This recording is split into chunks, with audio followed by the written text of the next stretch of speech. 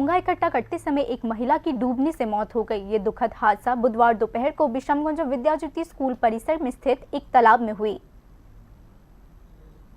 एक माँ और बेटी घोंघा इकट्ठा करने तालाब के किनारे गए थे। जब वो घोंघा इकट्ठा कर रहे थे तभी 50 वर्षीय माँ अपनी बेटी की आंखों के सामने ही डूब गई।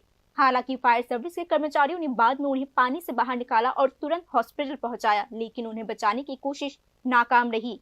कुछ देर तक होश में लाने की कोशिश करने के बाद इलाज कर रहे डॉक्टर ने महिला को मृत घोषित कर दिया। ये दुर्घटना बुधवार दोपहर को विषमगंज पुलिस स्टेशन के आधिकारिक क्षेत्र में आने वाले विषमगंज विद्या ज्योति स्कूल परिसर के अंदर स्थित एक तालाब में हुई। मृतक का नाम रूबन देबबर्मा है। बचाव अभियान में शामिल फायर सर्विस के कर्मचारियों ने इस घटना के बारे में और जानकारी दी। আমরা বিশামগঞ্জ ফায়ার সার্ভিসে একটা খবর আছে যে জলে লুক করে গেছে। তো আমরা আইলাম গিয়ে দেখি বিশামগঞ্জ স্কুলের একটা বড় লিক আছে। এই যে জল গভীর জল, তারা মার মেয়ে মিললে শামুক টুকাইতে আসলো। তো মা জলে ডুবে গেছে গা।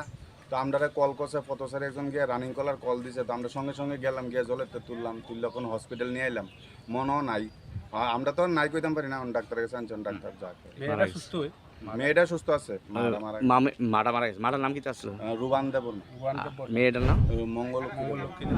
स्थानीय निवासियों के अनुसार रूबन देबबर्मा और उसकी बेटी मंगला लक्ष्मी देबबर्मा अक्सर घोंघा इकट्ठा करने के लिए पानी के किनारे जाते थे। हालांकि कई लोग अभी तक ये समझ नहीं पा रहे हैं कि वह बुधवार को ये हादसा कैसे हो गया। इस घटना के बाद पूरे इलाके में शोक की लहर दौड़ गई है।